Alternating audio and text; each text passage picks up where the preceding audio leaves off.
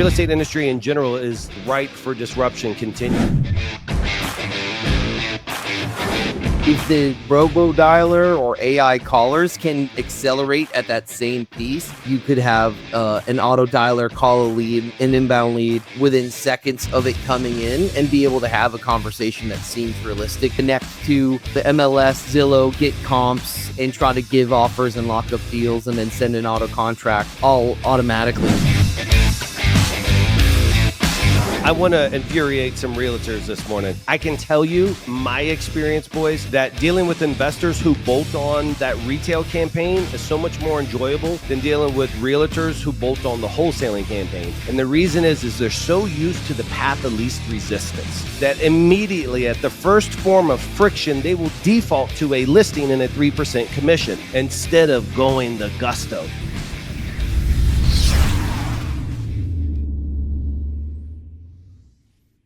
Welcome to another episode of the Leads to Deals podcast, where we talk about everything from leads to deals and everything we talk about leads to deals. This podcast is brought to you by Lammasu Leads, LammasuLeads.com.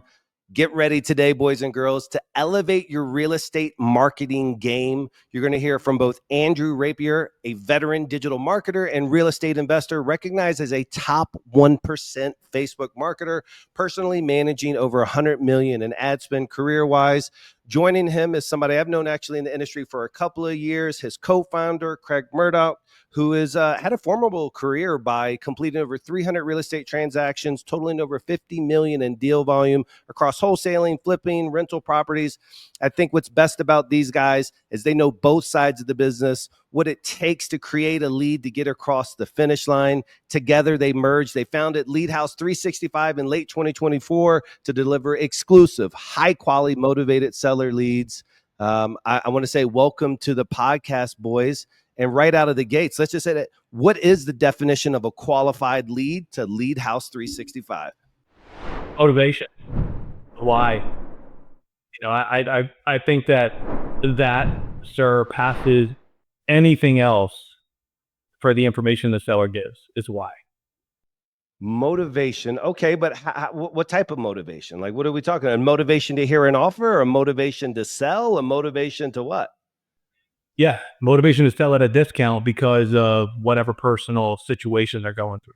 Yeah, we always say they're on an accelerated timeline than the traditional home seller. Someone who's willing to wait, up to 6 months maybe to sell their house traditionally with a realtor. If their timeline has now been accelerated because of events that have happened in their life, that's a motivated seller in our opinion. This is not on my question deck here, but I'm curious, like, we're all helping investors. We're in that motivated space. Do you guys deal much with traditional realtors? Because they don't really cross my path too much. Do you guys deal with them for the more slower leads who are just looking for an offer that wouldn't qualify really for our types of services? Sellers that already listed it, or realtors? No, the realtors who want dog shit leads. Oh, yeah. We deal with some universal people who they have a license, they're a flipper, they do everything, but for the most part, they're looking for the same stuff that all the wholesalers and investors are looking for. They're just looking to cut out the middleman and get a better discount. You know what I think when I think about realtors? I just see a different mindset, and maybe you guys see it as well too. An investor is typically, a wholesaler is typically willing to invest more into themselves. And the realtors, a lot of them, especially back in the day, were coming from that friends and family marketing channel, and they never really had to step up and put some money where their mouth is. And so that's why I love working with investors, because they got the hustle muscle, but sometimes they don't have the marketing experience. So I guess for you guys, what is it like? You're typically helping guys who already have marketing, chops. Are they newer? What's the Lead House 365 like avatar? I think our favorite people to work with are people who have been in the game. They are closing multiple deals a month or getting multiple properties under contract a month. They have multiple exit strategies. They aren't just strictly only doing wholesale. They might have a team that contractors that can do fix and flip. They know how to maybe do sub 2 deals. And they also have a real estate license, because those are the true go-getters from what we've seen from everyone that we worked with, is like the the realtors who realize the other side of the game, or people on the other side of the game who realize, like, you know what, I'm going to get my real estate license because if I'm paying for leads, I'm going to get some money out of this one way or the other, if it's just me getting a listing out of it. Nice. I want to infuriate some realtors this morning. I can tell you my experience, boys, that dealing with investors who bolt on that retail campaign is so much more enjoyable than dealing with realtors who bolt on the wholesaling campaign. And the reason is they're so used to the path of least resistance that immediately at the first form of friction, they will default to a listing and a 3% commission instead of going the gusto. And so I have one lady out in New York. She's really, really good, but they struggled for a while where by default, the team would just go to the easier path. And sometimes honestly hurt the customer. I think if the customer needs to sell now and they need to go now, we have to be able to present that cash offer that makes sense to them. So that's my 2 cents on the realtor side for now. Are you guys nationwide? Because I was talking about New York. Are you doing your services nationwide? Oh yeah, everywhere. What's your favorite Market? Yeah. Do we have just the normal ones, Florida, Texas, Texas Arizona. is really good. We've also Yeah, been the panhandle of Florida has been really strong for us lately, which we were surprised at. But the panhandle area, and then Houston and Dallas, I mean, those markets just there seems like a never-ending supply of motivated leads from what we can see. And then Phoenix is obviously always one of those hotbeds, but also really competitive. Yeah. What I like about Florida is there's a certain people that move up north that would go down there. So there's always some traction, some turnover, but the people are easier to talk to in the panhandle. We're so close to Alabama. When you follow up after they get your lead and then they're calling back a lead 365, your customers, they're talking to somebody who's going to be like, okay, now sugar, and this is what I want for my house. It's a little bit more southern than you'd ever get down in Miami. You're going to get people who will actually stay on the phone with you in the panhandle. So for all you guys and gals out there, if you want to get easy into Florida and not deal with like Jacksonville, because that's a completely different beast, the panhandle is beautiful. So like no BS, what's a CPL typically or cost per lead that one would expect in a place, if I may, like the panhandle versus in Orlando? I think Orlando's closer to like $100, 120, and then Panhandle is usually like half that. Really depends though. Yeah, but yeah, they're pretty cheap the further you go west in Florida, because when you get closer to those more southern states, and so aren't the houses. In Orlando, homes are median is like 400,000. Over there, it's like 2. So and that affects the lead cost. And also, like, just from the marketing side, the way Meta charges is the same way anything's charges. In LA, and a Monster energy drink might be $6, but in the panhandle of Florida, it might be $3.50. It's just like gas prices or whatever it is. Just like everything. If you're in New York City, the cost of advertising is a lot higher. So those kind of like the panhandle is a great balance of like a big area, some decent population, a lot of properties, while also relatively affordable advertising costs. We have a guy crushing it in Wilmington, North Carolina for the same reason. The cost of advertising is so much cheaper, as well as the amount of competition, the amount of properties, and the levels of distress. Still an area that gets hurricanes, things that might drive down some of the property values every single year because of events like that. So Drew, kind of on that, like giving feedback or tips for people who haven't done Meta or haven't even done any type of pay-per-click type service. When you talk about like the amount of traffic from an LA to the panhandle, I think you're talking about kind of like a supply and demand concept. Can you help somebody who doesn't understand Meta understand why? Because it's like, hey, well, I buy $500,000 homes here and I buy $500,000 homes there, but it's different markets. It really comes down to the basic principles of, supply and demand, just like everything else based around commerce. There's only so many Facebook profiles of people that are in that area that are being advertised to, and then how much space is on their timeline or their feed. You can think about it like a newspaper. The New York Times, probably an ad is going to cost a lot more than buying an ad in the Wilmington Gazette or the Pensacola Gazette, right? And it's because of that, how many people want that advertising space. So if you think about areas with high population, you have a lot of profiles, a lot of properties, but less competition of people advertising in that area. And it's not as of a premium of its advertising spot. Maybe you have some local businesses advertising, but you got to figure New York City, like every massive e-commerce company is hitting that, and every single company that exists within that square mile radius is probably doing some type of digital advertising. So that's really what it comes down to. And Meta obviously charges a premium based on that competition. It's a auction system, just like everything else. You know, the more people bidding on that space on someone's timeline, how many scrolls on their phone until they see that ad, right? The people who are willing to pay the most are going to be there when they first open the app, that first ad they see. The people who are, you know, not able to bid as high are going to be way down, you know, after they get through that hour doom scroll, they're going to see that ad. Craig, what's your philosophy for the sales guys, virtual versus local? I think it really depends on how I think the client's business model is set up. Virtually, it's obviously less time consuming, and if you've been in the game, you know, for years and years, you know that transition, especially after COVID or during COVID, was everyone went virtual, right? Because we had to. There was we couldn't leave.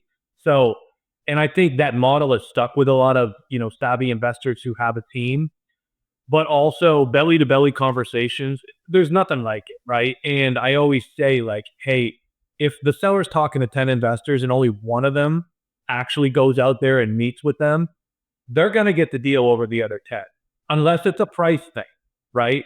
But still, even if they sold it to somebody else or put it under contract, the deal is never done until it's done. So, um, virtual deals, I see this more time than not. They do fall out of escrow more often than the belly to belly sale. Yep, I agree. I'm in alignment. I can tell you from a nationwide perspective, and over the years, the guys who do the biggest deal volume are face to face. The guys who do the most gross contract volume are virtual. And then you have this gap. And I mean, the monster whales have their closers being picked up and they have a chauffeur driving them around. I mean, there's some really elite big dogs. And there's something I think tangible. Now, I'm virtual. My real estate market is Richmond, Virginia. And so I'm virtual on a different continent. So what I'm about to say still flies in that face of that.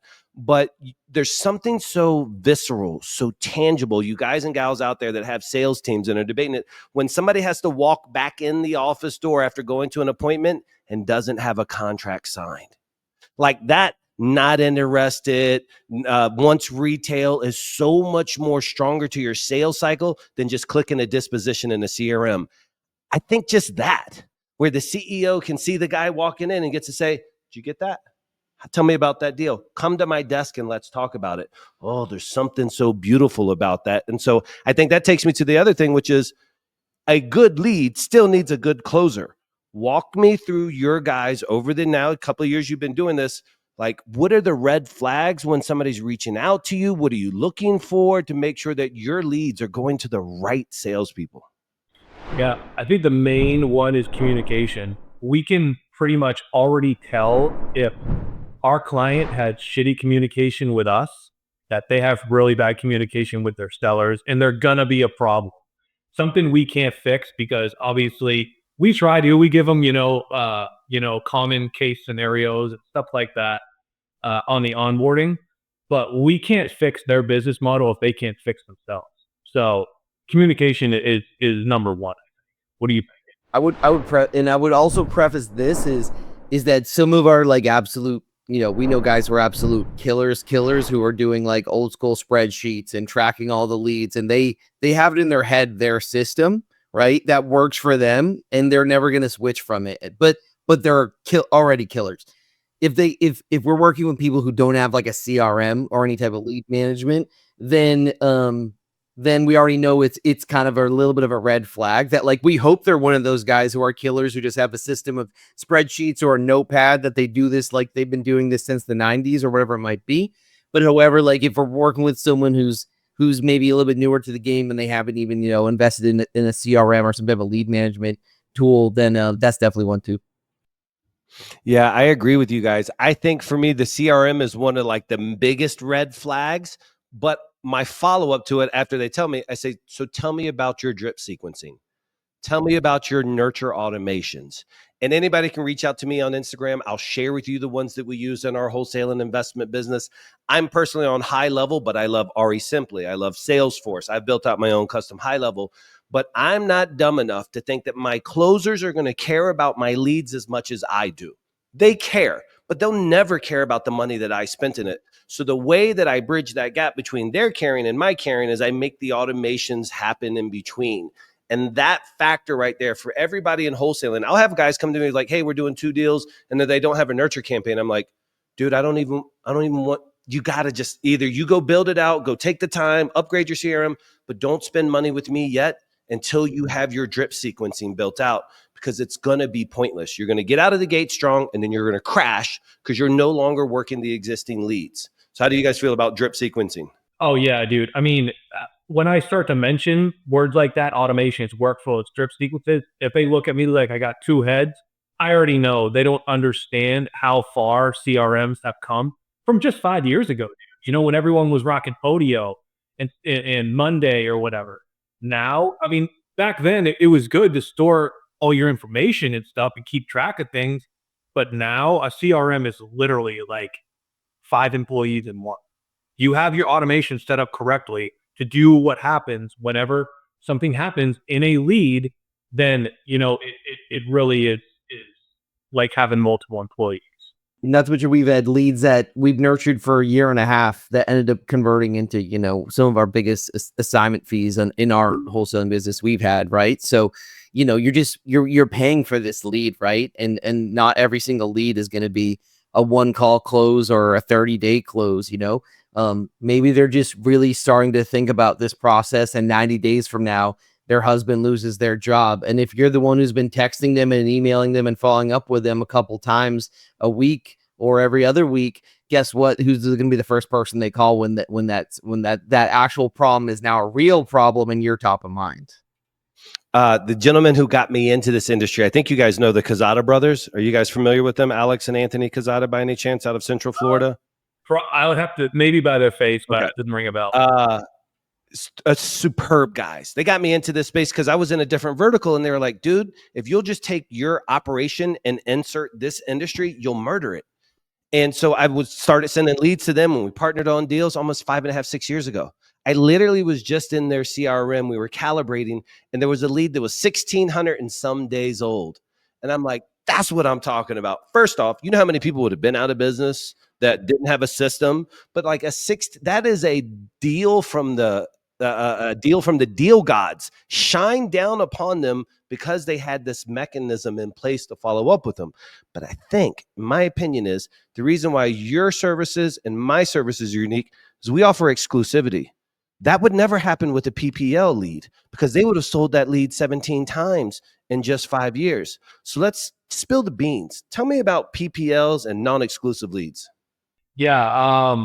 Well, we realized it before because we used to do PPL and it was always exclusive. It was an exclusive model of PPL, but we got away from it because it was just too much. You know, people trying to replace every lead that comes in their campaign. They want to replace it. They don't answer. It's been listed on the MLS. It's a wholesaler. The seller's not really interested. And at the end of the day, we just got to break it down to be like, hey man, like all a PPL lead is just a wholesaled lead. Somebody's getting it for this much and just selling it to you to make money. If you want, so we transitioned into the exclusive agency model where we only work with one investor per area. And then they have the ability to customize the funnel on their campaign. So where what they consider a true lead in their business model is only going to be coming through their funnel to their lab. I love that. I think we didn't hit up the exclusivity hard enough. What does it mean? Before you tell me about your exclusivity, what does it mean to the rest of the world when they buy a lead that's not exclusive? Means it potentially could be sitting in a CRM for months or weeks or days, and it could be resold to multiple wholesalers. Like we've talked to so many guys on calls. Like we talked to, you know, I'd say somewhere between 10 to 20 investors a week. And how many times we hear that, you know, I was using XYZ PPL company, I buy the lead, I pay $340 for it, and I go to that house, and there's 3 other people in line behind me waiting to make their offer, expect the house and make the offer as well. And that's what you get from PPL, is because you have no transparency into if that is really exclusive or if it's been passed around 7 different CRMs by the time you pay for it. The other thing that's the biggest issue, I think, with non-exclusivity and PPL is that speed to lead is just too important in this industry. And if you are doing PPL and there's like an auction for that lead, like after 5 minutes, your closing percentage is going to be dropping if that lead is not contacted. So with us, the lead comes exclusively to you the second we get it. The second we get it and you get it, so you're able to call people within, seconds of them submitting the form. And that's really what we found was like the most important thing about it being exclusive and doing the agency model. We don't have to buy the lead and then try to find someone to pay us for it. That lead, as soon as we get it, it comes to you. And whether we get you 100 a month or 20, the volume is only based off the market and how specific you make your funnel of what you're considering a lead. And then we just try to maximize the amount we can get you exclusive, and the leads come instantly to you. I love it.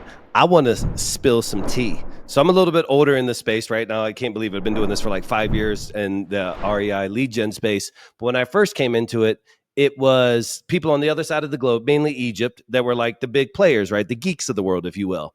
And so very first thing is I hired, before I ever started my own, I outsourced. And then I found that I didn't have the control, and I started my own, and then people caught on. Very similar stories to yours, Craig. Very, very similar story. It was born out of necessity, if you will. But this is how they screw you. And this is it, right? Boys and girls, listen, if you're taking cold calling, what I'm about to tell you is you'll get a lead that's not from your data set. So number one, are you checking if the leads are coming from your data set? And what they'll tell you, this is the tall tale sign if your lead is being recycled 1,000 times over, is you'll say, hey, that lead wasn't from my data set. What happened there? They're like, well, we called a lead that was in your data set, and we asked them at the end of the call if they had a neighbor or a friend who was interested in selling, and that's how we got their name. And you're like, wait a minute, I got 15 of those this month. Under no circumstances, we'll do 4 million dials a month. Under no circumstances will we get more than 5 of those people who say that.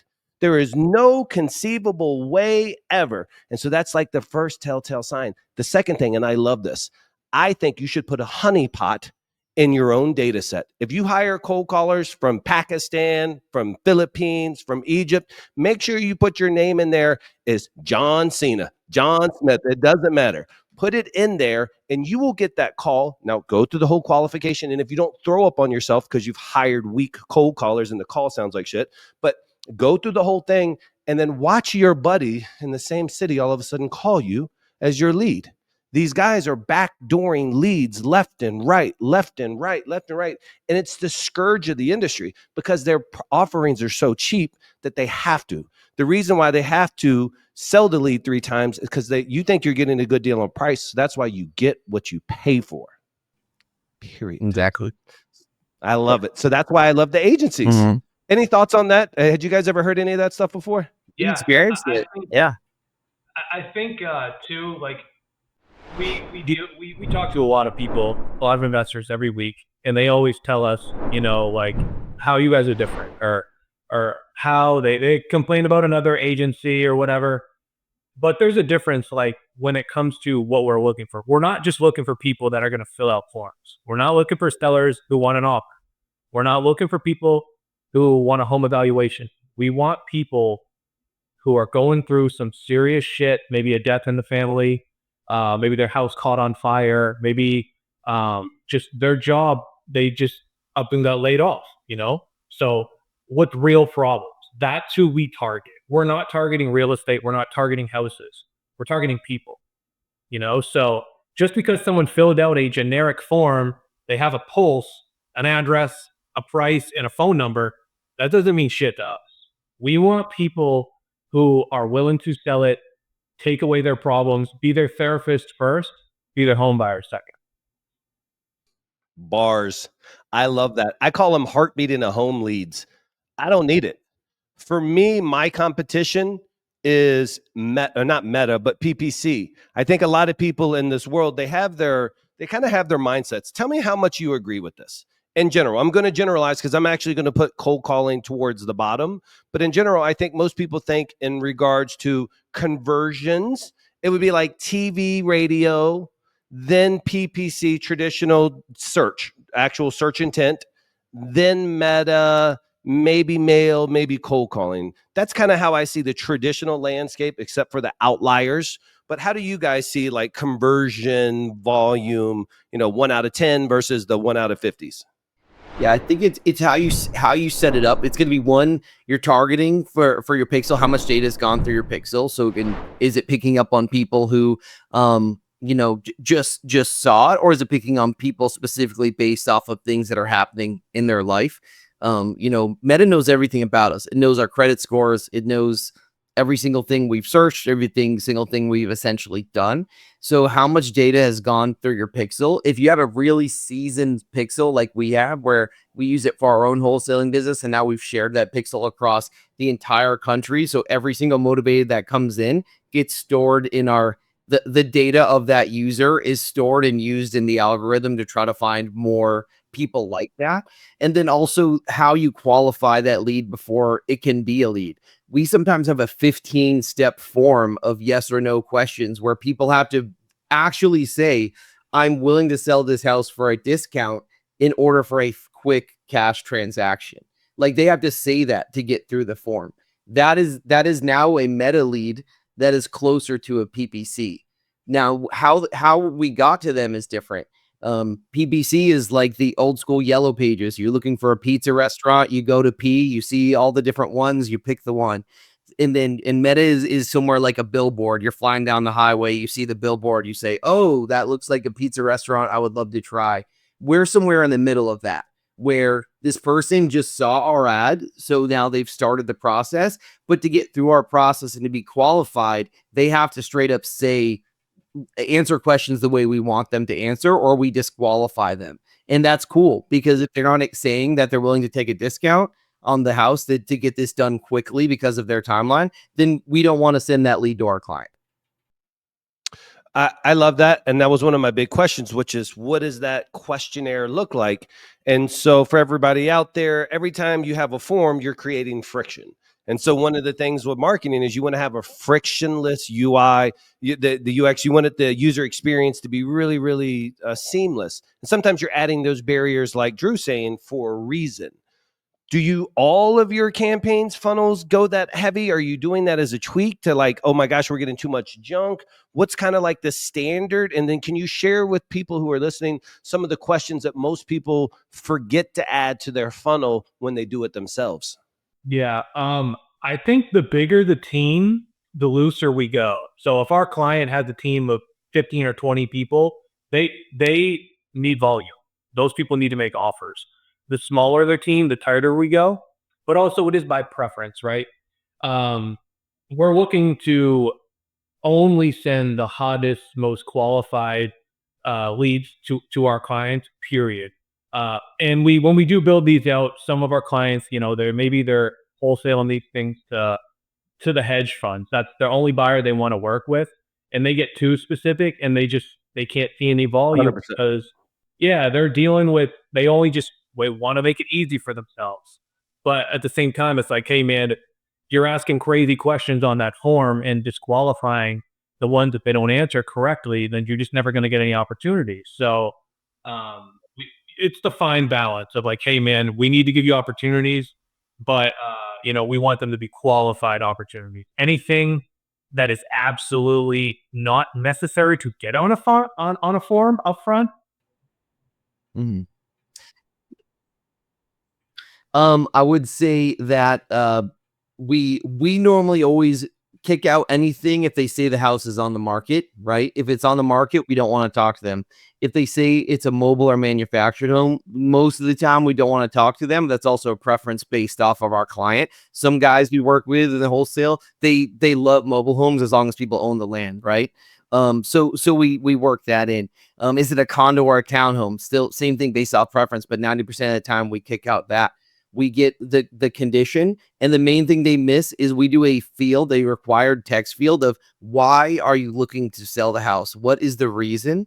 That normally gets us people typing paragraphs sometimes, right? Telling that sob story. So before you get on the phone with them, this is the magic is if you know that they got this job offer that's out of state, when you call them as soon as you get that lead, you're going to be excited, being like, tell me about this job offer. Like this is great. That's an exciting reason. Versus if their mom passed away and they're going through probate and it's a nightmare. But the tonality you have as a salesperson on that conversation is completely different. So that's a completely like most companies, they're generating the who and the where, right? But we want the who, what, when, where, why, how we're going to get the deal done. Did they say that they're willing to sell below market? Or are they looking for retail? We'll ask that. In that way, we know, like, is this a cash offer opportunity, or is this a listing opportunity, or is it we just need to get some more information from them on the phone?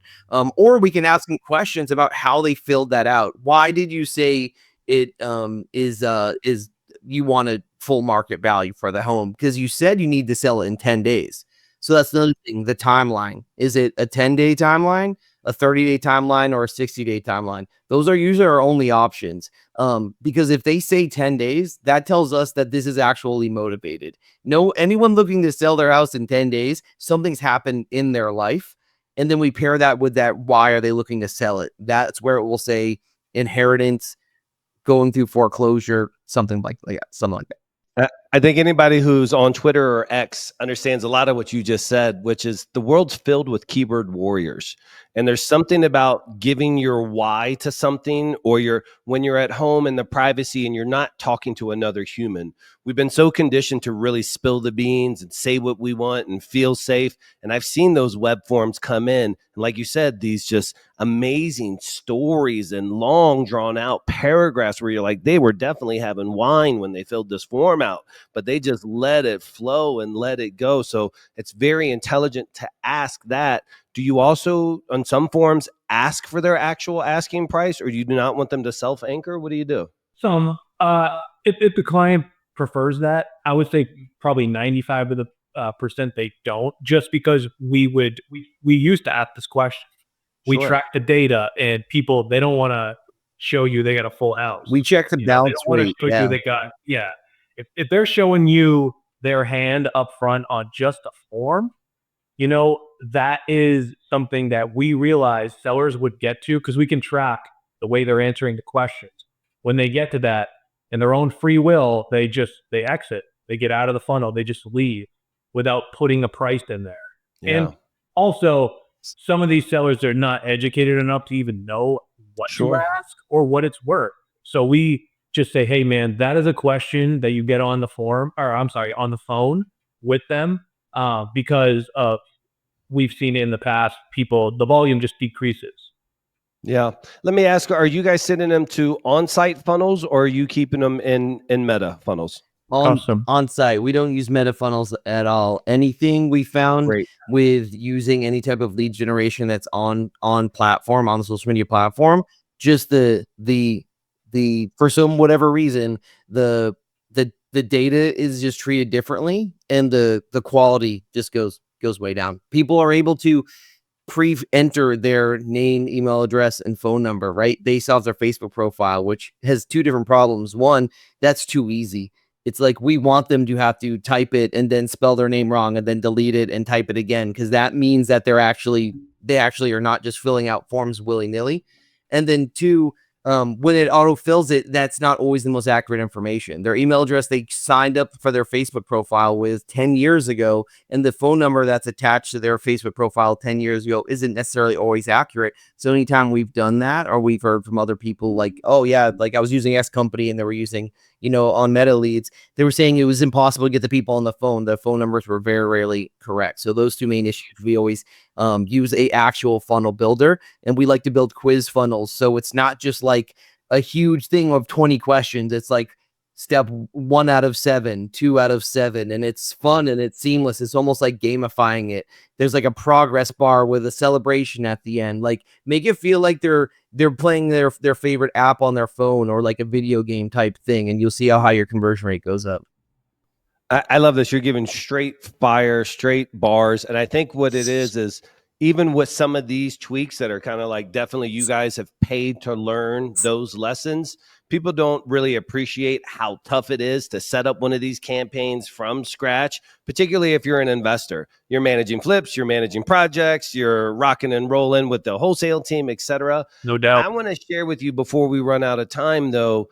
And I have some questions on AI. So I'm going to end on AI. But I want to tell you the thing I hate the absolute most about Meta and why I prefer to put money in other places first and then Meta last is that I think that they're remarketing to a converted form is so aggressive. It's unlike anything I've ever seen that I might see my very first buy houses fast ad.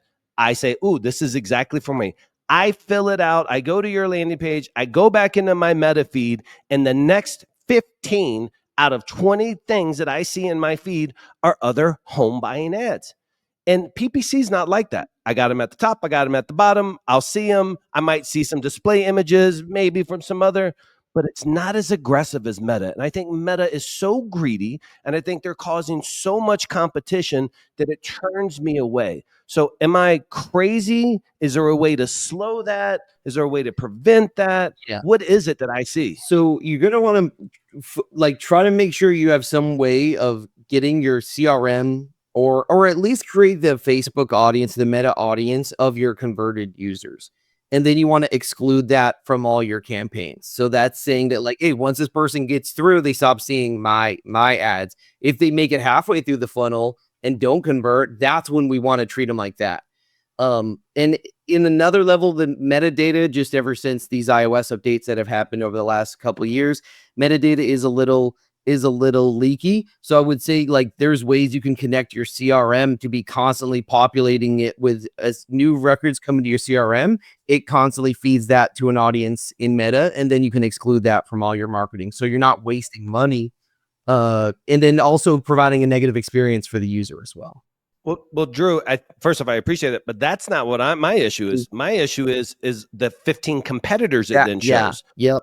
That's what I'm worried about. I don't really care if they see my ad over and over until I get them on the phone and lock them up.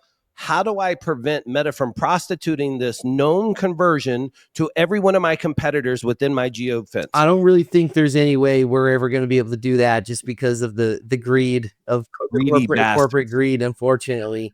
It's the same way, like if you start searching for like, go Google a football team and then go to your feed and you're going to start seeing stuff about that football team.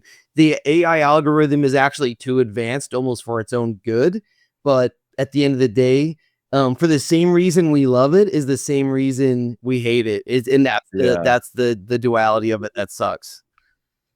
Yeah, I live in a bubble because, most of my time I'm staying here in Colombia. I'm obviously talking to you guys from Colombia. So I don't see a lot of geo ads. And I'll go back like 2 or 3 times a year. And I'm just like, holy, there's this much competition up there. I had no clue all you guys were real estate coaches now. Like, I don't get to see their paid ads. And I'm like, gosh, there's 40 some. I literally took pages and pages. I would wager, this is no joke, 90 some different commercials that I saw for every agency or coach that I was like, bro, I just had no clue that 85% of these 90 some people even existed. So it's crazy because once you get in the algorithm, you will be shoved in every which direction. You talked about AI, and I don't know if it was Zuckerberg or somebody I saw saying it, maybe it wasn't even from Meta, but they were saying like the way we envision it happening in the future is that you'll never even tweak your settings. Like that will know so much. Our AI will know so much. You'll simply just tell us, what is it that you're trying to sell? Where geo restrictions, and we'll do all of it for you. So what have you seen AI change inside the platform, or how are you guys using AI to drive more or better leads? It's definitely becoming more hands-off. It's already that way. It still requires like knowing the buttons to push and the things to do. But I mean, when I first got started in media buying, you had control over every single little thing. And that's what the superpower of being a media buyer was knowing the stuff that they don't want you to know, or the things that there's no education on, or it's not in the Facebook blueprint trainings, wherever it is. It's knowing those little buttons and switches and tricks and how to use audiences and bidding strategies.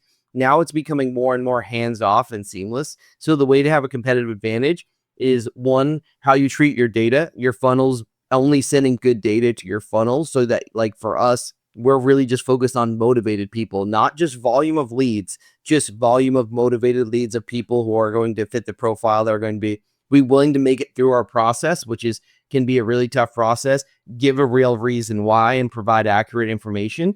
And then so that's one way you can have a competitive advantage, is just the way you treat your data and your funnels.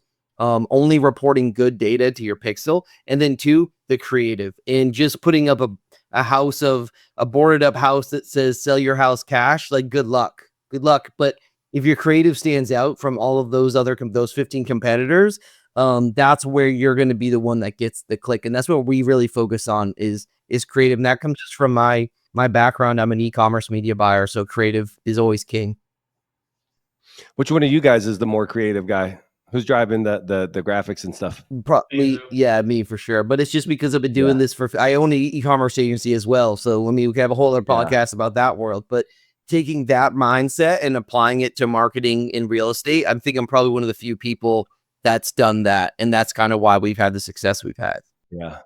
My previous companies was a monster timeshare exit company, right? And so we were spending hundreds of thousands a month in PPC. And so I drove that campaign. That sunsetted about 6 years ago, never really touched PPC at scale until here recently when I launched my Richmond, Virginia campaign. And I just knew how many years it took us to where we were spending that much money when we were on Rush Limbaugh. And we're everywhere that you could imagine.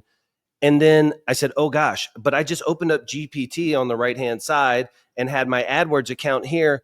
And it caught me up to speed. Like, my gap that took me years to master, I was able to truncate. And obviously I had some foundation into weeks. And so I think that's what people probably are missing about having the second brain, whether you're calling a customer. Every one of my closers on the desktop GPT will click record on there. It'll desktop record. So that way I can ask it. It goes into a custom little GPT there. So we can ask it, get critiques on it. There's just so many cool things happening in an AI space to enhance us right now. So how do you see AI affecting both your acquisition game as well as your marketing game over the next 6 to 12 months? It's going to help, definitely. I think that we have some clients that use it themselves. We use it a little bit as well. But I think it's just going to advance into more things where now AI is locking up sellers over the phone. There's no human interaction at all. When that will happen, I don't know, but it'll happen. But yeah, we use it. We know some clients that use it. And it's a beast right now. I think, like anything, it has to be watched. I got called from a competitor in my market in Richmond, and his AI, this is the gospel. Whatever media agency he has that's running Facebook ads, I saw a Facebook ad that was displaying while I was here in Colombia. So I said, okay, somebody's got their geofencing completely off. I'm in Colombia. I'm seeing this. I'm going to go through his funnel because I'm curious what asshole is showing ads in Colombia for the United States. So I go through his funnel. Next day, I get an AI call from hey, and would you be interested? And it was okay. It was good enough that I recorded it. But at the end, it was just like, okay, great. When would you like to speak with somebody about the house? I was like, tomorrow at 2:00. I'm sorry, that time isn't available. Can you give me another day? Anytime tomorrow. Sorry, that's not available. Next day, not available. Next week, we don't have anything. Next month, next year, yesterday. Can you get me in yesterday? I'm sorry, it doesn't. And literally, it just stopped. So this guy, I hope he manually picks up his phones or audits his process, because it's not good enough where you can just turn it all the way over to AI.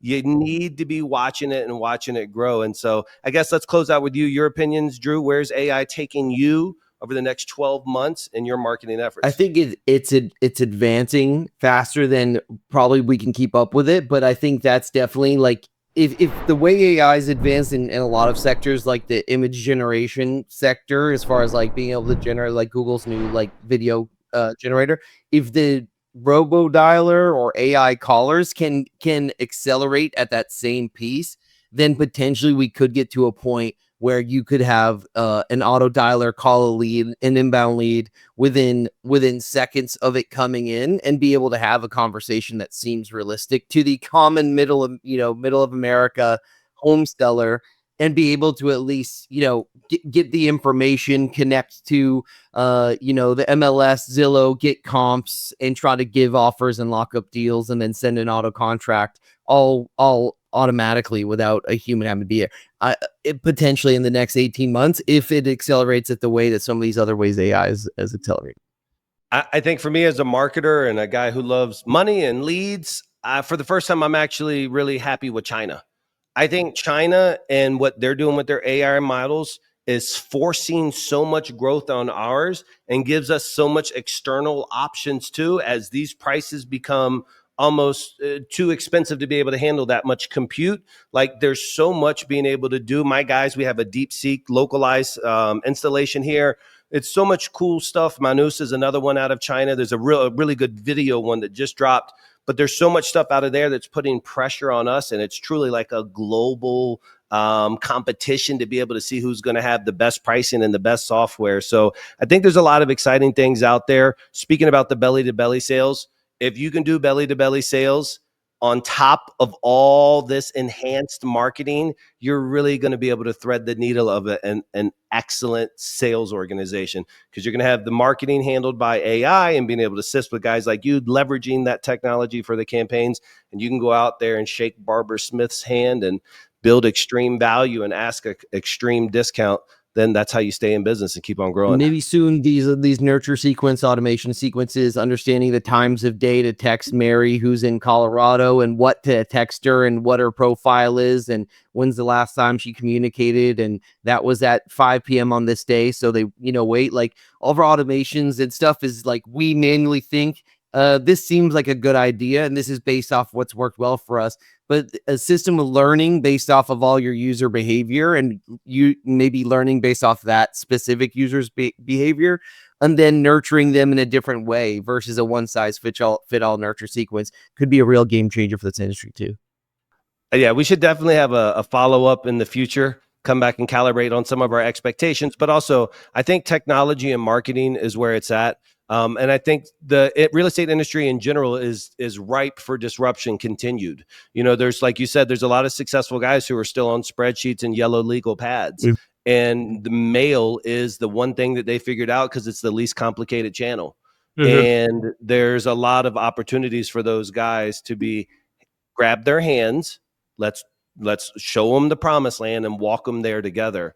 And so I think it's a great opportunity for guys like you. I really appreciate you guys taking the time to share some of these things that have cost you hundreds of thousands and millions of dollars in spend to be able to share for guys who don't want to try to build it from scratch, for people who want to just focus on closing deals and not generating leads. How do they find more of Craig and Drew?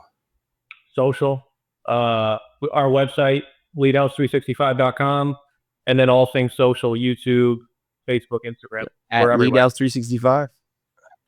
At Leadhouse365 on IG, leadhouse365.com on the web. One thing that I knew that we would get a lot of synergy on is the fact that we both believe in, and our marketing messages are quality over quantity, to be able to have a limited amount of the most valuable resource, which is time, and spend that on the most